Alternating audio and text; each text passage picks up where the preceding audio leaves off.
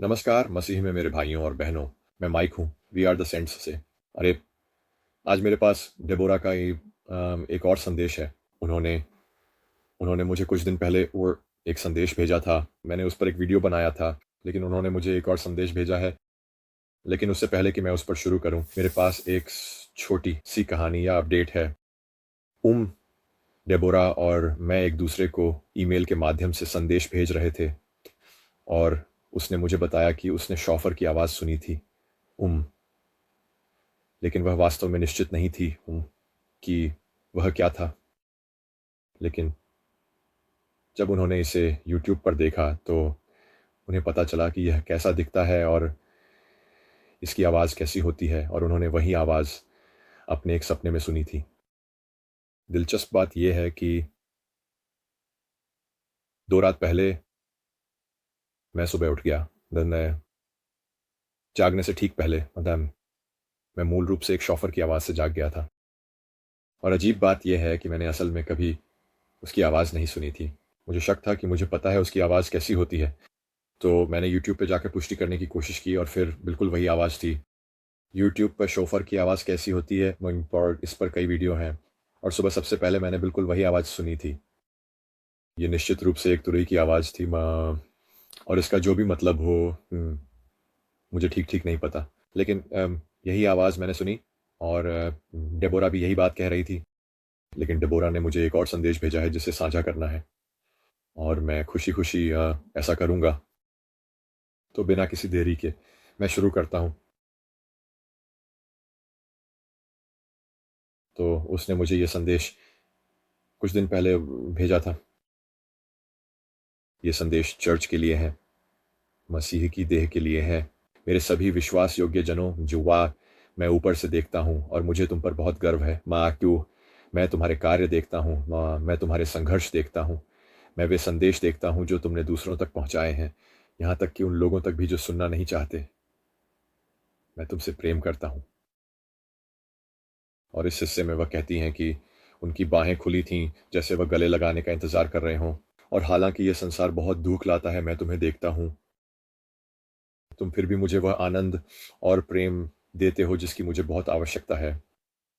कृपया अपना कार्य जारी रखो, क्योंकि समय निकट है। अब मेरे साथ दृढ़ता से खड़े रहो। मैं तुम्हारे लिए महान पुरस्कार लाऊँगा। कृपया जानो कि यह मुझे कितनी खुशी देता है। ओह! मेरे विश्वास योग्य चर्च, मैं तुम्हें देख रहा हूँ। मैं अब तुम्हें देखता हूँ। सुसमाचार साझा करो, क्योंकि कुछ लोग नहीं सुनेंगे, लेकिन कुछ अब भी सुन रहे हैं, और आप नए द्वार तोड़ रहे हैं। तुम नए द्वार खोल रहे हो। तुम्हारे कार्य से मेरा हृदय प्रसन्न होता है।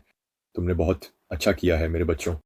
स्वर्ग तैयार है, और मैं अपने विश्वास योग्य बच्चों की प्रतीक्षा कर रहा हूँ। और वे आमतौर पर जैसे करती हैं वैसे ही अंत में लिखती हैं, हम जल्द उड़ेंगे। और वह मूल रूप से मुझे यह करने के लिए धन्यवाद दे रही हैं। और सच कहूँ तो ये मेरे लिए बिल्कुल भी कोई परेशानी नहीं है मुझे ये संदेश देने की अनुमति देने के लिए। धन्यवाद। मैं सच में खुद को धन्य महसूस करता हूँ जब मैं इन्हें पढ़ता हूँ, और मुझे इन संदेशों की पुष्टि भी मिलती है, ताकि यह सुनिश्चित कर सकूं कि यह प्रभु की ओर से है, और मैं इसे पढ़कर समझ सकता हूँ।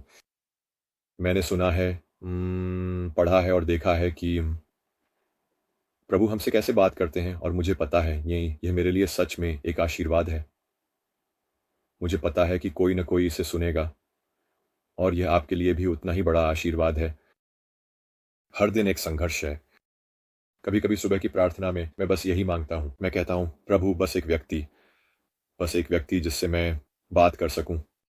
यहाँ तक कि सिर्फ़ उन्हें ये बताने के लिए कि आप उनसे प्यार करते हैं, कि वर्ड चाहते क्योंकि आप उन्हें देखते हैं। कुछ दिन पहले मैं बाहर था, और मैंने एक बेघर व्यक्ति को देखा जिसे मैंने पहले कभी इस शहर में नहीं देखा था, और मैं तुरंत ही उस व्यक्ति की ओर आकर्षित हो गया। मैं अपनी आत्मा से महसूस कर सकता था। सिर्फ़ हालात से ही नहीं उड़े, बल्कि मुझे उसी समय उस जगह पर होना था और उस व्यक्ति को देखना था। और आप जानते हैं ये कैसा होता है, क्योंकि मुझे यकीन है आपने भी ऐसा महसूस किया होगा। आप एक तरह की तड़प महसूस करते हैं, क्योंकि जैसे आपकी नज़र, आपकी दृष्टि टिक जाती है। ये उस समय से अलग होता है जब आप किसी को सड़क पर देखते हैं। आप बस एक नज़र डालते हैं, आप उन्हें देखते हैं। शायद आप ऊपर-नीचे देखते हैं और फिर मुड़ जाते हैं और अपने काम में लग जाते हैं। लेकिन वो जब आप लगातार देखते हैं, जब आपकी नज़रें टिक जाती हैं और आप उस व्यक्ति को 15 से 20 सेकंड तक देखते रहते हैं, तो उसके पीछे कोई वजह होती है। पवित्र आत्मा आपके दिल पर यह बात डाल रहा है कि उस व्यक्ति को प्रार्थना की ज़रूरत है, या शायद कोई दयालु शब्द, या बस ये बताना कि प्रभु उनसे प्रेम करते हैं। देखिए, प्रभु देख रहे हैं कि आप क्या कर रहे हैं, आप यहाँ कैसे हैं, और वे चाहते हैं कि आप जानें कि वे आपसे बहुत प्रेम करते हैं और आपकी मदद करना चाहते हैं। और आमतौर पर मैं यहीं से शुरू करता हूँ, फिर देखता हूँ कि आगे क्या होता है। आमतौर पर जब मैं ऐसा करता हूँ तो आसपास लोग होते ही हैं, लेकिन मुझे हिम्मत जुटानी पड़ती है कि जाकर यह करूँ। और आमतौर पर जब मैं उस व्यक्ति के पास जा रहा होता हूँ तो मैं एक प्रार्थना कर लेता हूँ, और हमेशा लोग वहाँ से गुजर रहे होते हैं जो इन लोगों को देखते तो हैं, लेकिन उनके लिए ये लोग जैसे अदृश्य होते हैं। ऐसा नहीं है कि मैं उनकी आलोचना कर रहा हूँ, मैं बिल्कुल भी जज नहीं कर रहा, लेकिन यह अजीब है कि जब कोई रुकता है तो वे आपको अजीब नज़रों से देखते हैं। जैसे आप मुझसे बात कर रहे हैं, मैंने क्या किया? क्या मैंने कुछ गलत किया है? और फिर जब आप उन्हें बताना शुरू करते हैं कि प्रभु उनसे कितना प्रेम करते हैं, या आप जानते हैं, आप बस आम तौर पर इसे कैसे शुरू करता हूँ, और मैं उन्हें देखता हूँ, मैं उन्हें बताता हूँ, आप जानते हैं, नमस्ते, मेरा नाम माइक है। मैं बस आपको ये बताना चाहता था कि मुझे प्रभु ने आपके पास आकर आपसे बात करने के लिए प्रेरित किया। और आमतौर पर शुरुआत ऐसे ही होती है, और फिर उनकी आंखें कुछ इस तरह हो जाती हैं, सच में। और फिर वहीं से बात आगे बढ़ती है, कभी कभी कहीं नहीं जाती, और कभी कभी वह एक बातचीत में बदल जाती है। खैर, आप जानते हैं, मुझे बहुत हद तक यह याद दिलाता है कि प्रभु हर दिन देख रहे हैं कि हम क्या कर रहे हैं, और वह इसके लिए बहुत आभारी हैं।